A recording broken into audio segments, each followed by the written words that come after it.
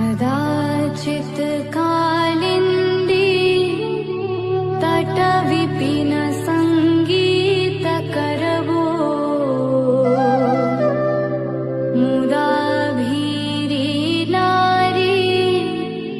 वदन कमला स्वाद मधुपा रमा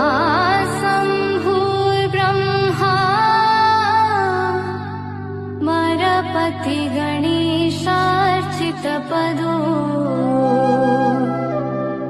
जगन्